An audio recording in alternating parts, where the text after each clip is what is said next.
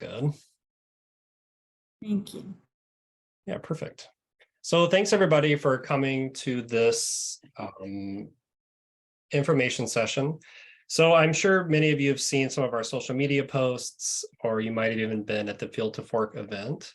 So Katie and I, first of all, I'm Justin. For those of you who don't know me, I realize I haven't introduced myself. So I'm the program manager at FAIR. So the program I'm managing is the Field to Fork Exchange. And it's new for us, and we're really hoping to connect with our farmers and producers with our restaurants, markets, and other independent retailers across the state. So today we're going to talk a bit about what the Field to Fork Exchange is, and I'll give you a tour of some of the online platform and the marketplace that we are rolling out to start selling products more locally. And before we get to that, for those of you who are not really sure what FAIR does or would like some more information, Katie is going to do a little intro into FAIR and how it got started and what we do as an organization. So go ahead, Katie. Yeah, perfect. I'll try to keep it under 2 minutes. But FAIR was really started in the pandemic. It's an acronym. It stands for Food, Agriculture, Restaurants, and Establishments. We began in the pandemic when a lot of independent restaurants and beverage establishments and producers were uncertain in how they were going to navigate the pandemic. We decided to structure our organization a little differently. We are a nonprofit membership-based trade association that really represents a local food system.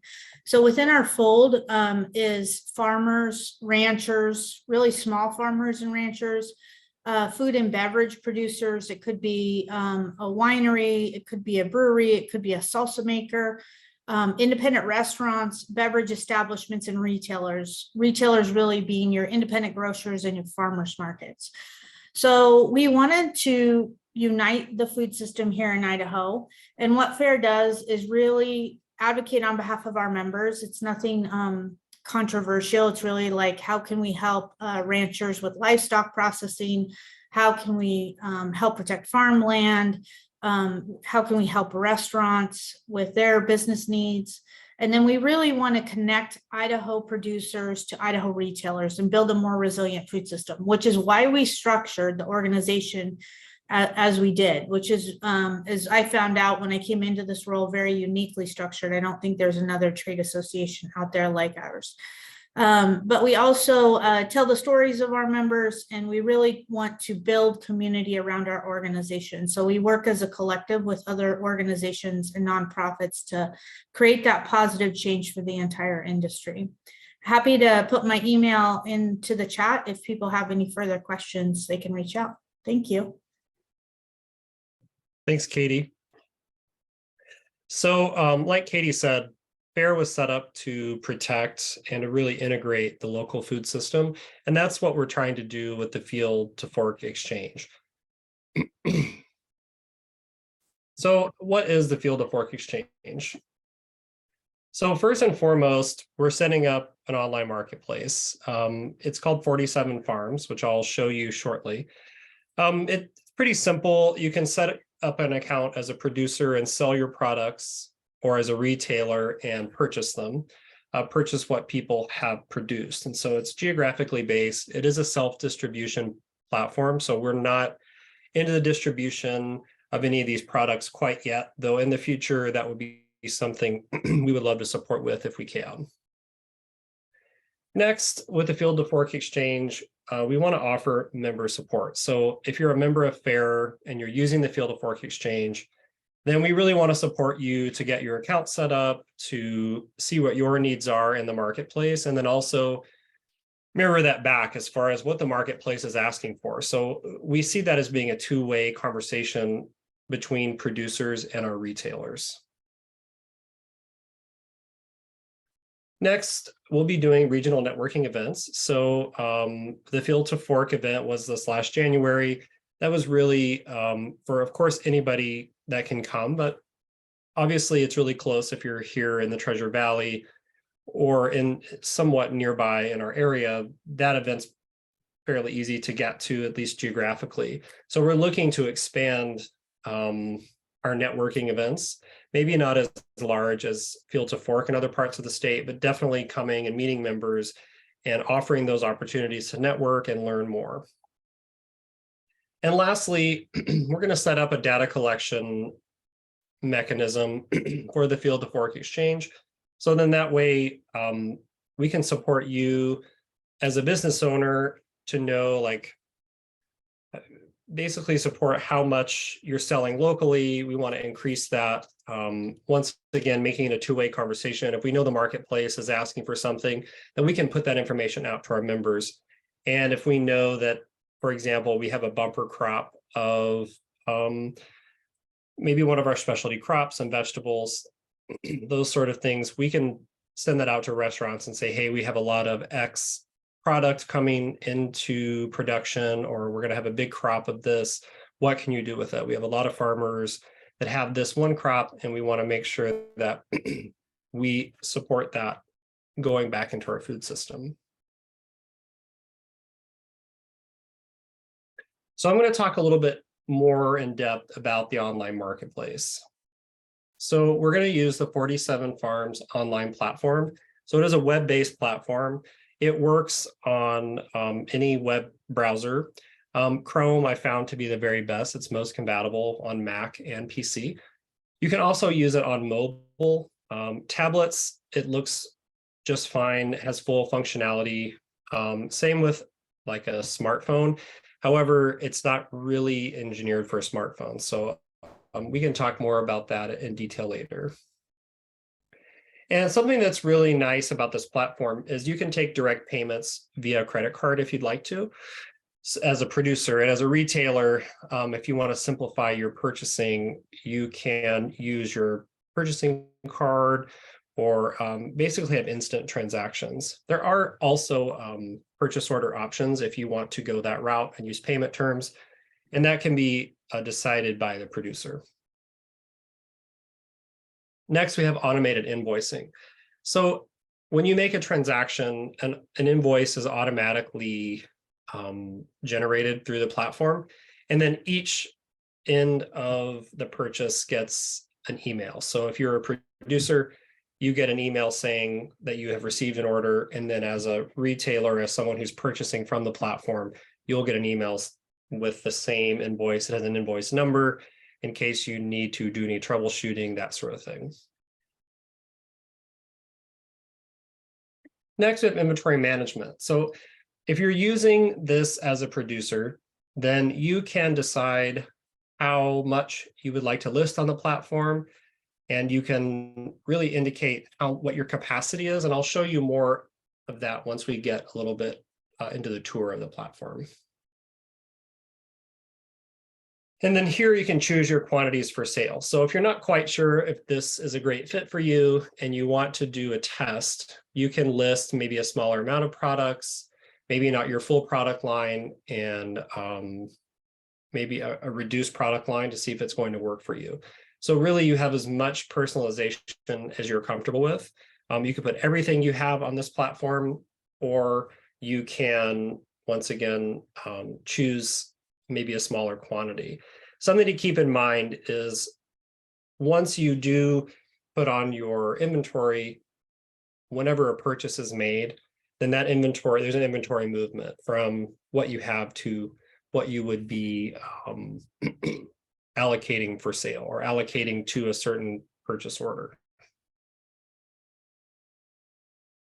And you can also set your delivery preferences. So if you're doing deliveries in your local area, you can decide, you basically set that up how you want it to be. You can have people come to your place and pick it up. I know a number of meat producers, and I'm in the Boise area, they have different drop points. So you can set those up within the platform as well. And I'll show you a bit more about that a little bit later. And lastly, this platform, we really hope to create a place where it's a one-stop shop. So if you're looking for local products in Idaho, this is where you would come. Whether you are looking to purchase more local products or sell your local products to other businesses. So the next part of the Field to Fork exchange is member support.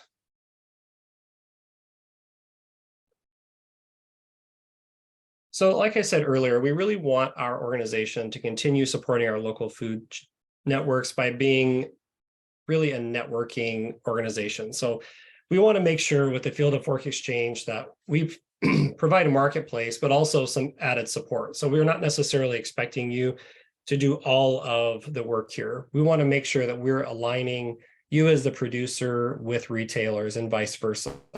I had mentioned some examples about how we would aim to do that just a bit ago. And as far as technical support goes, I can help you set up your account on 47 Farms. I find it to be pretty similar to any other e-commerce platform, though there's some nuances, and I would definitely be around to support should you like to do that. And then we can share best practices. So you'll see shortly, we have an account that has already been set up, and they have a lot of pictures and a lot of great descriptions. And so we can use that as an example for some best practices, as well as continuing to explore as more and more people get on the platform and use it. We prefer this to be kind of a living, breathing platform, in the sense that we want to make sure that if other farmers are finding some things that are working, or producers, we want to emulate that and make it really simple for everyone. And then if there's any issues with orders or payments, we can help process some of those things. And also we want to align demand with production and vice versa. So I've mentioned that quite a bit. So the next part is the regional networking events. So like I mentioned earlier, in the Treasure Valley, we have the Field to Fork event, and that's our big event at Jump.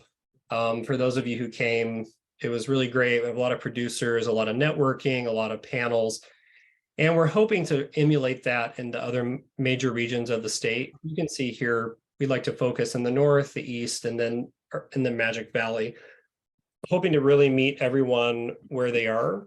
And while we're likely not going to do a larger Field to Fork event in those regions, we really see that as being a time to connect with producers, and then also provide some networking opportunities, maybe some learning opportunities. And we're still fleshing that out and looking for ways to make those really beneficial. So if you happen to be in one of these areas other than the Treasure Valley, we'd love to hear what you think or what you'd really like to see. And you can drop those things in the chat, or any questions you have too. Katie is watching that if you have questions, and we can answer those towards the end.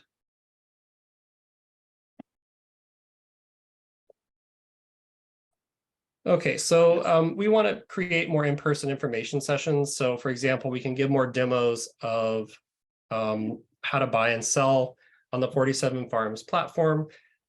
We can really support you. Let's say you set up the platform, we can support you to upload pictures and do that sort of thing. Really, whatever you need there, we can support with that.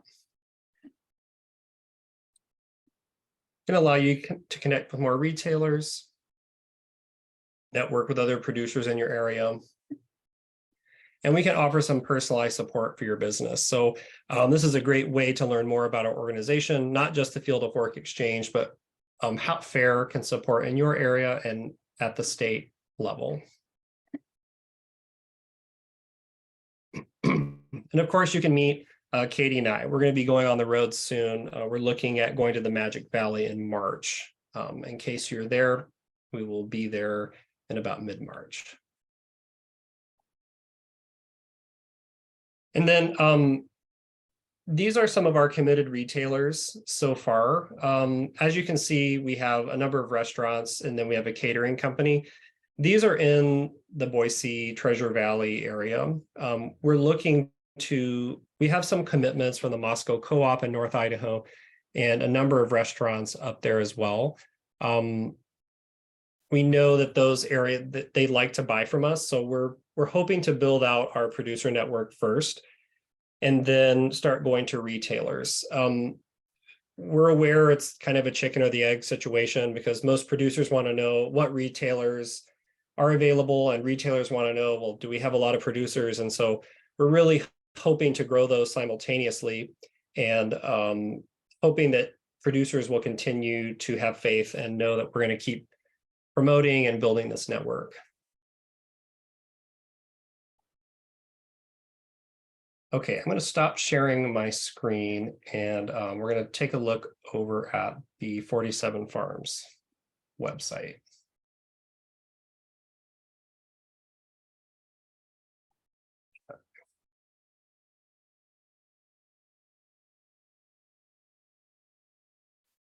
All right, so this is the 47 Farms website. As you can see, it says New Jersey because this is where it first started. So that doesn't really matter as far as Idaho goes. We'll keep our producers here, and we'll support all of our Idaho producers here from Idaho. In this, I'll kind of scroll down a bit just to show you how the website looks, the mission, the commitment, things like that. So if you're curious, I'll put this in the chat if you want to take a look.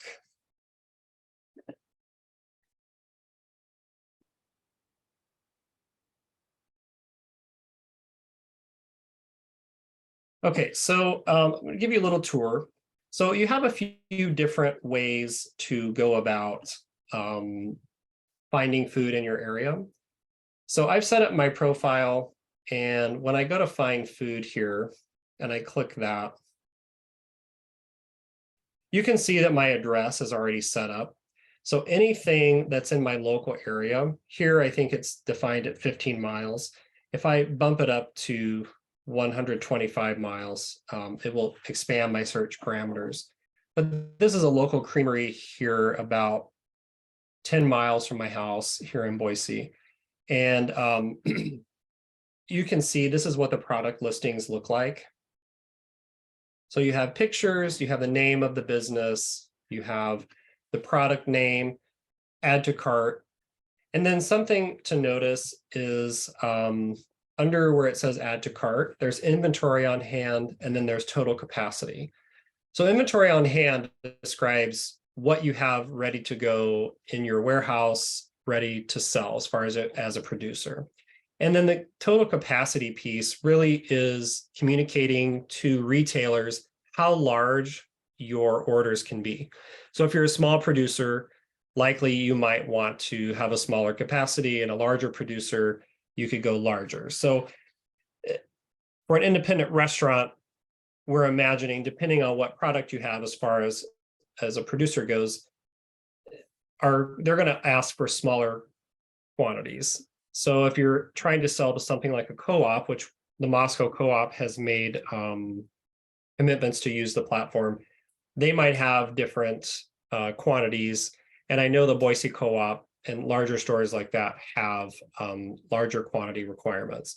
Though Boise co-op is not necessarily somewhere we're going to go right away, we hope to be there at some point. So the other option, I'm going to go back home just for reference. Here, there's also a find a supplier. So if you're not really sure food specifically, but you want to see who in your local area is selling on the platform, you can click the find a supplier. And as you can see, we have it set at 15 miles. We have Eden Creamery and also Global Gardens. So I'll go to click shop products here. This is where we were just a moment ago. So rather than all the products being available, this is only what's available at Eden Creamery. And as you can see here, we have a picture of the farm. We have the name, we have a description, we have our growing practices, and then the address, contact information, and website. And then, of course, all the products that they are selling. I'm going to go back and see here we have Global Gardens also. And we have one product here. And this tells you, notice here, inventory on hand, it says we have 85 pounds, but there's a capacity of 250. So there's an example of when the capacity and the inventory on hand is different. So I'm going to go back home here. So let's say you're a retailer and you would like to know, you'd like to purchase something for your business. So we're going to go to find food, and let's say you would like to have this Bulgarian feta. So I'm going to add it to the cart. And then maybe we would like some spring onions as well. So if we notice here, since I searched for food, we have a number of different businesses. We have Eden Creamery here as well as Global Gardens. So I'm going to add this to cart. And I'm going to go to cart up here. Click that. I'm going to remove this. We already have some Gouda here. And if you notice here in the cart, it will tell you what your options are as far as delivery or pickup.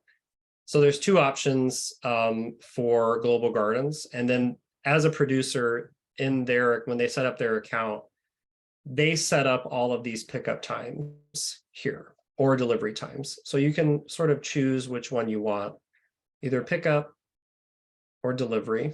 And we'll say delivery, so we'll have a chance to select it. And then here for the Eden Creamery, we only have pickup as an option. So that's everything we can do here on this screen.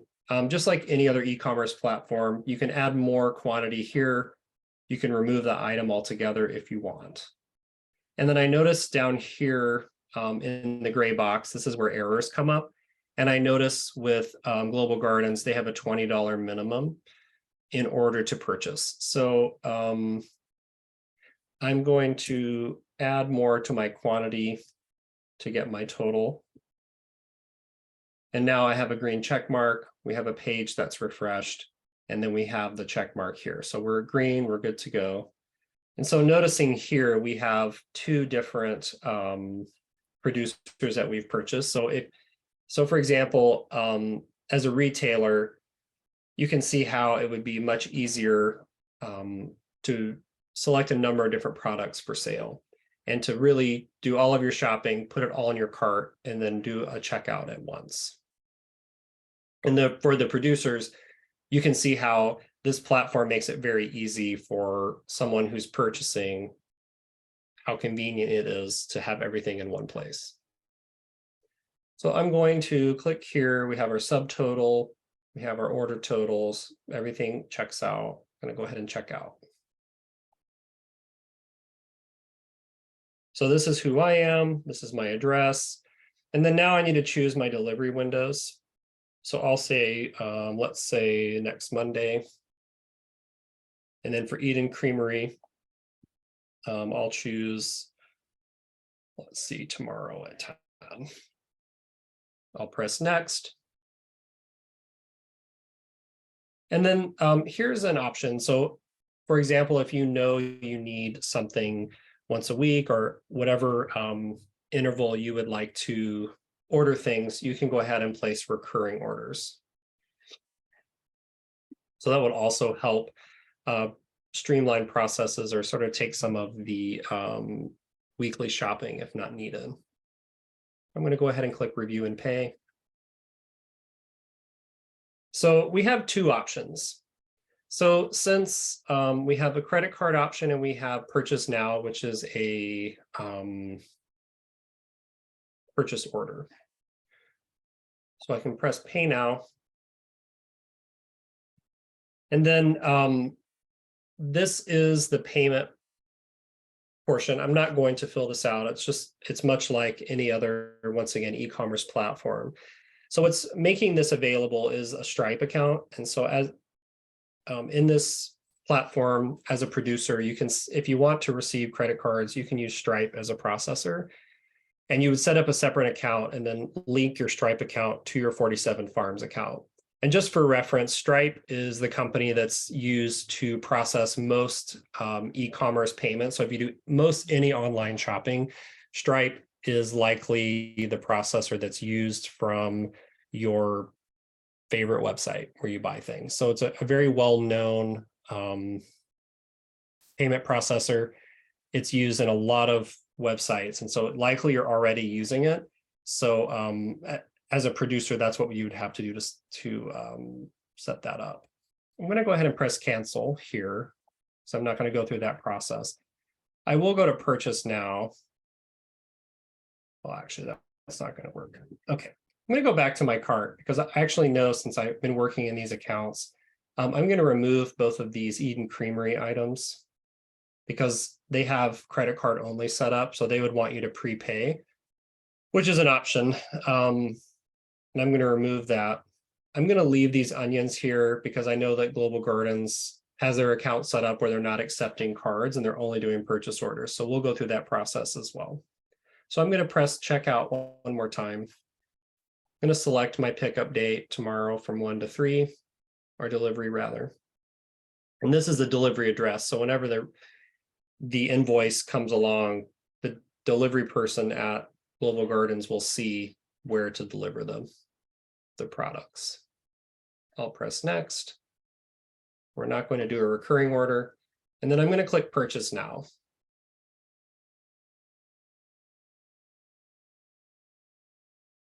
We'll wait for that to refresh.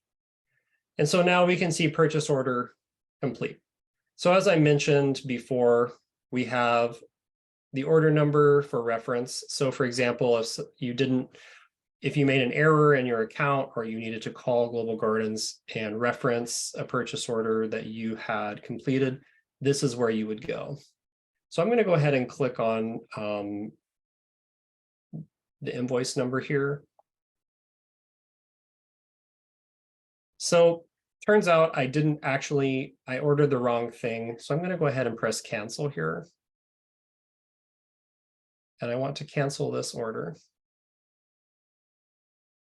And then now it says here, order canceled successfully. So now that will remove the purchase order from Global Gardens account, and they're not going to see. Now I'm going to show you a bit, as this is a purchaser account. So I'm going to go into my profile and go into orders. And you can see here, these are all the orders that I've placed. This is the status of the orders. So you have quite a bit of functionality. The report, when I click here, is going to produce a CSV file or a comma separated file. That's a pretty basic file you can use in spreadsheets. So it's something you can add if you'd like. We have recurring orders here. So if you have any of those that are scheduled, this is where that would show up. And then I'll click on purchase orders. So we don't have any open purchase orders. So if I would have not canceled the one from Global Gardens, it would be here in this area. Okay, so I'm going to go back home. Okay, I'll log out of this account, and I'm going to show you, we have a few more minutes here. I'm going to show you what some producer accounts look like, because we've been looking at it really from the retailer perspective. I'm going to do a quick search here.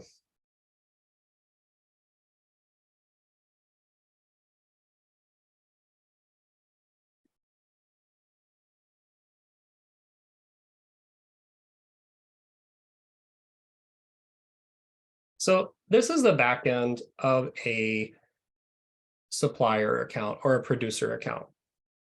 So as you can see, all of these fields are editable. We have a growing practices. We have organic, conventionally grown. We have a number of different ways, and then you can press other as well.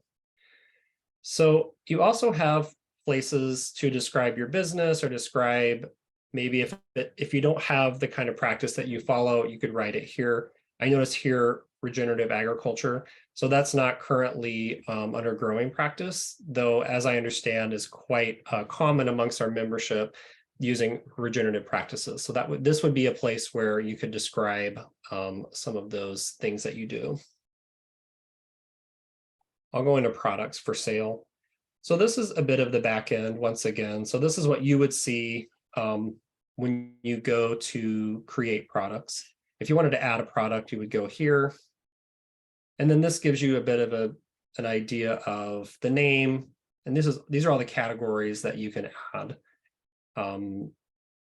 Here you can say if you want to have credit cards or purchase orders. If you want to, you would just check the box here. And then you have units of measure and then price per unit. So if you want to sell in an each, if you want to sell in a bunch, if you want to sell in a 10-pound box, you can put that in here. You can call it a box, you can, and then describe really, if you said a box, you would say like one box has 10 count of whatever product you have. So I'm going to go back to products. Okay, let's see. And then an inventory management. So this shows you what you have. So if you're curious about what you have in your inventory, once you've created a new product and you've saved it and you've listed it, basically, this shows you all of your inventory on hand. And here, you don't have to go into each separate product to make edits. You can just click here. You can update your inventory, either likely increasing it because every time a purchase is made, your inventory goes down. So that's an automatic with each purchase. And so you can go here and make any of your adjustments. You can change your lead time, your pricing. You could change, let's say you found that you wanted to sell something in a different quantity, you could do that. You can change your inventory. You can reserve units if you want to. So this is a really easy way to get through some of those inventory management pieces. Okay. All right. And then lastly, whenever, let's say you're interested in doing the platform, I do have to be involved at some point in the process to kind of check everything out and make sure that everything's working. But in order to get started, let's say after today, you're really excited and you want to learn more. You can go here to register in the top right corner. Just go ahead and click that. And then you can decide if you want to be a buyer or a supplier. Our language for that is a producer or a retailer, though I think that's in case you're curious. So something to think about, it was brought to my attention that let's say you're a salsa maker and you want to be able to purchase local products to then put in your salsa and resale. You would like, at this point, you would need two different accounts because once you decide whether you have a buyer account or a supplier account, that's what that account can do. So for example, on a buyer account, you're not able to list products. And for suppliers, you're not able to go in and purchase. Hopefully in the future, we can change that. But for right now, you would need two different accounts if you wanted to do purchasing and selling on the platform.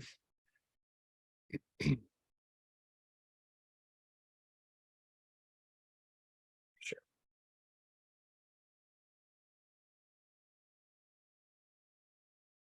So that was the tour. And let's see, get back to here. So if you're curious about the cost, so if you can see there's a member and non-member pricing here.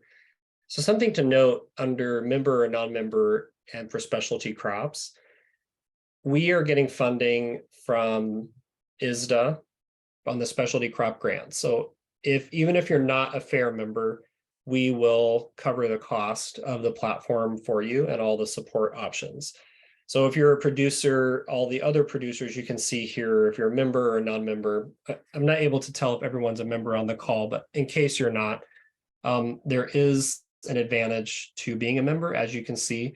And for example, memberships at this level would likely cost about $6.25 a month, $6.25 a month rather. So it really does pay if you're planning to join the Field of Work Exchange and use the online marketplace. It really pays to be a member.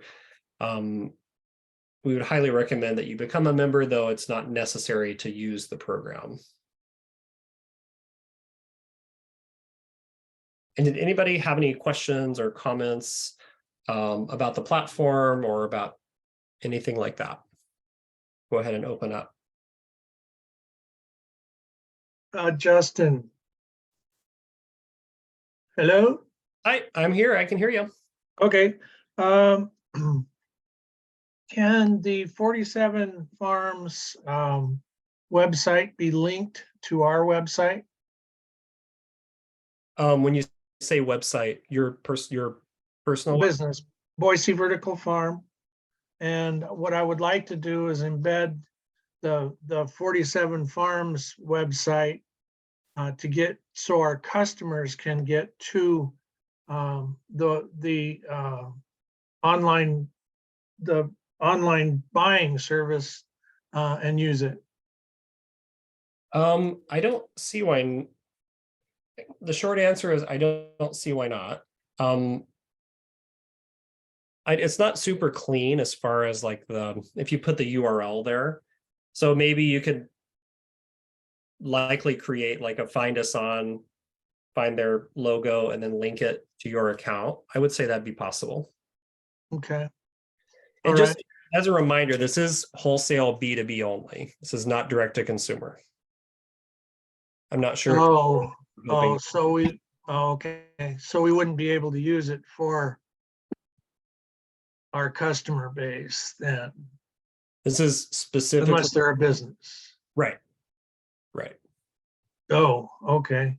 Because we're operating one off our website direct to customer. So be nice if we could join them together and not have to maintain two different websites. Okay.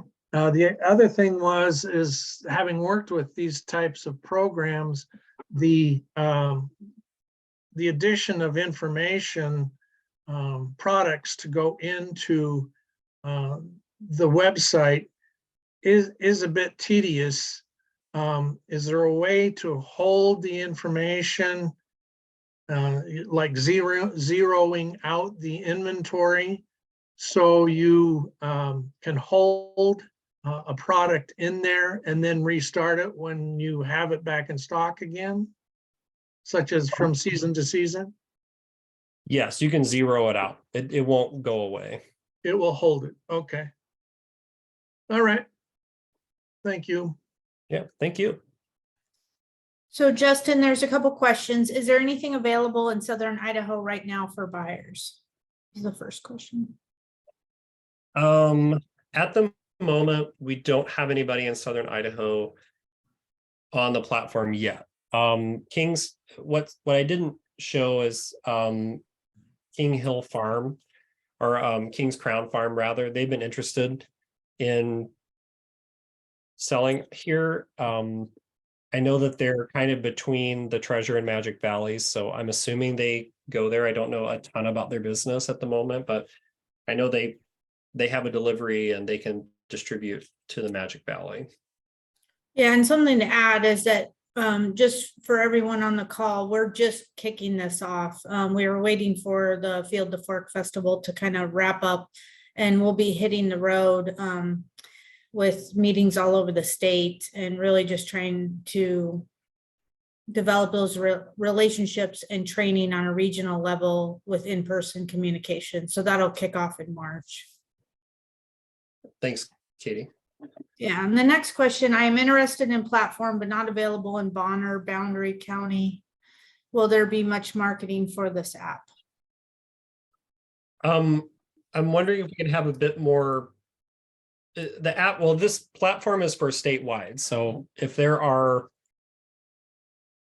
producers, I'm assuming if you're a producer, then if you want to deliver, it's a self-delivery program, self-distribution. So if Bonner or Boundary County is available, or if you have retailers there, or if you're a producer there, if someone can get a product from there or to there, then yes, it would be available. If you have any more questions, I can ask. If you could add a bit more specifics there. Yeah, and I think one thing that, just to give a background, is my experience is working for a food cooperative, and we know that unfortunately that food cooperative didn't quite make it. It was well intended and started by farmers, but just never ran in the black, always in the red. We realized when that that nonprofit or that cooperative fell apart, that the problem still existed for many of our small producers. And so Fair Idaho, with our goal to really connect Idaho producers to Idaho retailers, wanted to start small with this, and I don't know if it's that small, but our first step in terms of addressing those issues for smaller producers. The ordering process has been problematic for both local producers. Farmers say to us, all the time we get the comments, hey guys, like we just want to farm. We don't want to send out 10 fresh sheets to 10 different people at 4 different times in the week. We just want to be out in the field. A lot of the chefs and restaurants said, Katie, a lot of our customers are asking for local, but we don't have time to go seek this out. So what we were hoping with launching this online ordering platform with a self-deliver and the financial transactions being direct from both the producer to the retailer, that we could start to address some of the issues that plague those smaller producers. So this is kind of like our first iteration of addressing that issue. However, we've been approached to really kind of think about potentially, as Justin had alluded to, aggregation and distribution. And so we thought, let's try this. Let's do some data collection. Let's make it easier to source local product for a lot of these businesses that want to source locally, and then make it easier for the farmers. And so, as I mentioned to Justin, is we're always open. We're driven very much by our members' needs. And that goes along with our advocacy efforts too. So we're always open to, like, what are the issues, and hence why we're traveling the state. What are the issues that our smaller producers are facing, and what can we as Fair Idaho do to address those needs? And so anyway, you'll see a lot more of producers and restaurants and grocers being added to this platform. And so in terms of the location, we'll be doing a lot of traveling this spring and summer and reaching those people and getting them added on. So Andrea had asked, is this an online platform and will there be an app available? So it's a good question. As far as it's mobile compatible on a tablet. Mobile compatible meaning if you want to list products, if you want to purchase, as far as like set up a cart, you can. The issue is you're not able to do any financial transactions over the mobile browsers.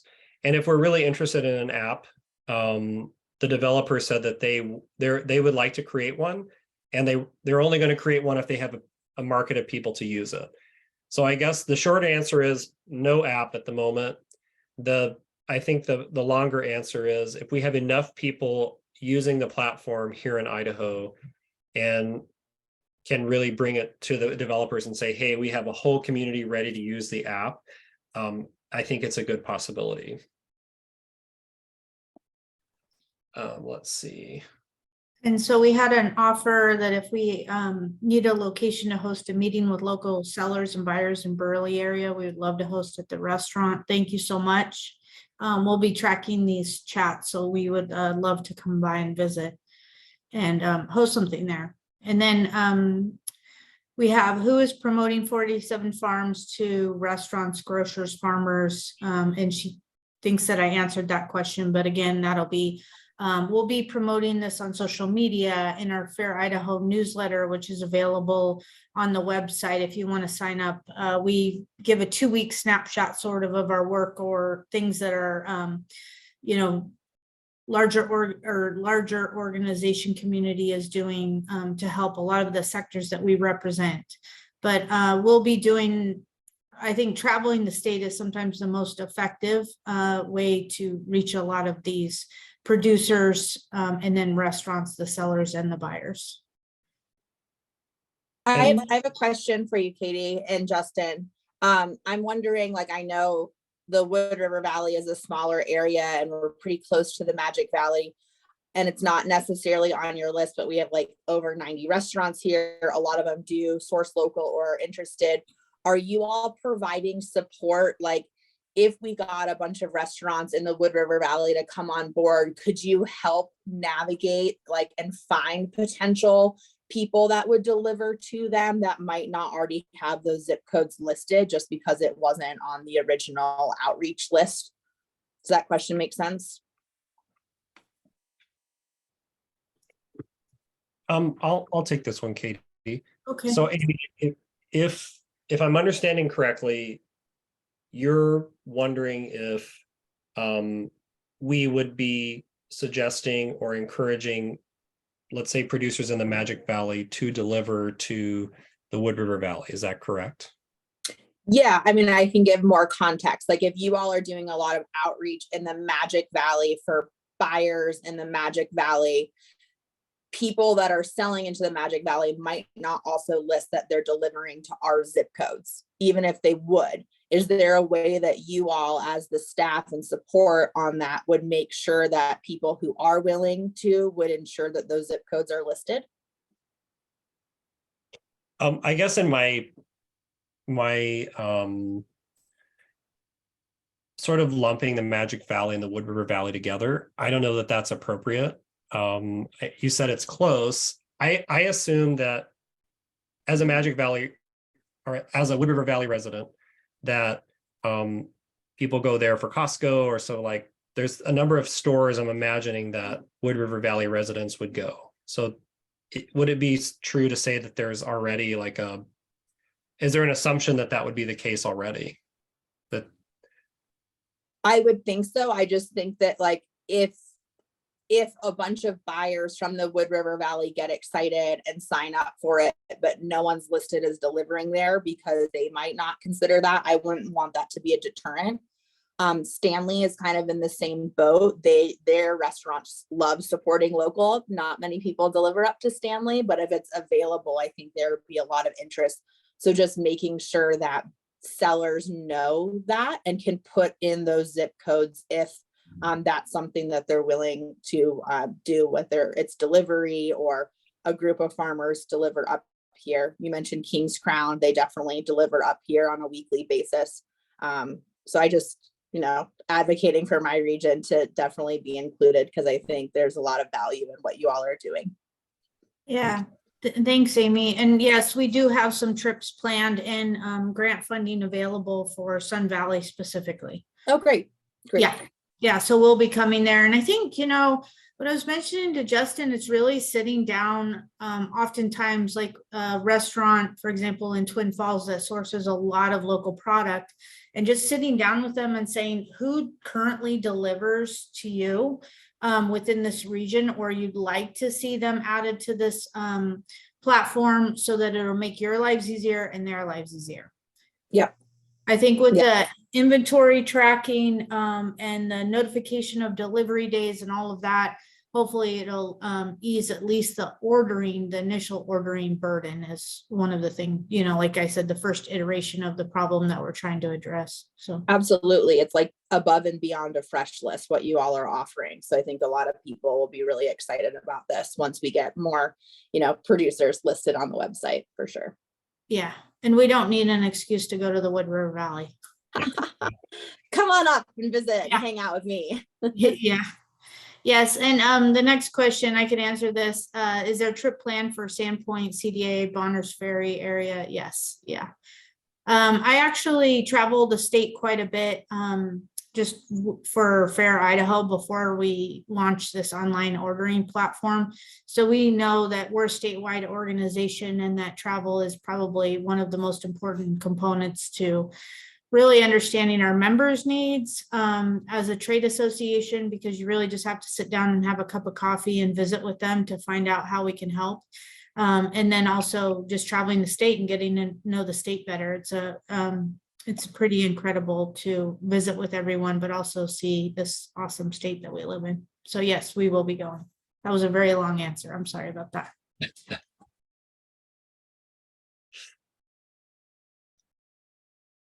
Yeah, I mean, to echo Katie, we really are wanting to make sure we're showing love to all of our members and across the state. So we're going to do our very best to get as close as we can. to every corner of Idaho. And I wanted to come back to what Amy was saying. So something that the 47 Farms doesn't do is doesn't necessarily restrict where deliveries are made. So that would be up to the producer themselves. And so as you're setting up your account or deciding to, saying where you'll deliver would be a great idea. And I think Amy mentioning zip codes is pretty brilliant too. Yeah, like if you are a producer, it would be important to do that. And I think as we start getting more people on the platform and understanding a bit more how it can be used, I think those delivery preferences are going to be really important. And hopefully, you know, something, maybe I'm looking too far into the future, but hopefully we get enough people signed up that we can start sharing resources or networking with other people that are already delivering and seeing if we can sort of support the whole community to start delivering that way. I think that would be like my ultimate goal. Lastly, I wanted to kind of orient you all to the Field of Work Exchange website. So there had been some talk about marketing the platform. So as Katie said, we have all of our social media channels. In addition to that, we have the Fair Idaho Exchange or the Field of Work Exchange website. So it's fairidaho.org/exchange, pretty simple to remember. And here, this is all of our information that we have right now. And something to keep in mind is as we start having frequently asked questions, or if we have things like who's like partners we're working with, pardon me, we're going to start updating the website, and we'll flesh it out as we go. And we're going to be doing a lot of talking. And I recently heard, you know, some of the best ways, and I think Katie keeps mentioning this too, we can do all the social media, but we're really going to be talking about it a lot. That's my 100% of my job, is making sure that this is working, that people are talking about it, and hopefully we can do more and more as time goes on. Justin, I would just one thing to add to that. Our organization would happily support the outreach into our region and making sure that it's like linked up on our website and in our locally grown guide. And I would imagine there's other organizations, especially in Northern Idaho with U of I Extension, that would love to like embed links onto their website just to help with marketing and listservs and things like that to really spread the message, because this is such a huge need in our region. I'm super thrilled that Fair Idaho is taking the lead on this. Perfect. Thank you. And to that point, as we go along, I can get some more logos and links and things that other organizations can use. I haven't done that yet, but I can definitely get those and send those out as I request them. And I believe we're all pretty much all set here. If there's any more questions, feel free to send me an email. I'm going to put my email in the chat.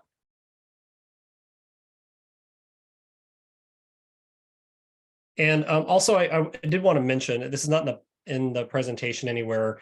We want to give people a 60-day trial. So we want you to come on. We want you to try it out, set it up, see if it'll work. Yeah, we want people to give it a shot. And if you are a specialty crop producer, we go off of the USDA's website. I can drop that in the chat too. What we're going to use to decide what is a specialty crop. I mean, that's free due to a grant. So there's really a no cost option if you want to just go ahead and sign up. And I'll go ahead and put that here. And this is the list in the chat, what we'll be using as a specialty crop. So there's no more questions. I don't see any more in the chat. Thank you all so much for coming. And we're going to have another information session in 2 more weeks, and then basically every 2 weeks until the end of March. And then once we're done sort of rolling this out, we're going to start doing some more in-depth presentations about if you're a producer, this is how you set up your account to get the most effective use if you're a retailer, etc.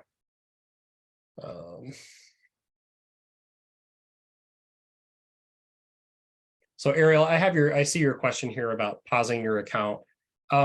We really want this to succeed, and so we're willing to work with you. So if you have specific questions, feel free to shoot me an email and we can work through some of those challenges or some of your concerns. I would prefer to do it that way if that would be all right. Okay, well, if there's no more questions, thank you all for coming, and just shoot me an email if you have any more questions or if you would like to sign up. We'll talk to you soon. Thank Yeah. you both. Really exciting. Great Thank work so you. far. Thank you. And if you have any questions about Fair Idaho, I think I put my email in the chat as well, but Justin can help answer those also. Thanks, everyone.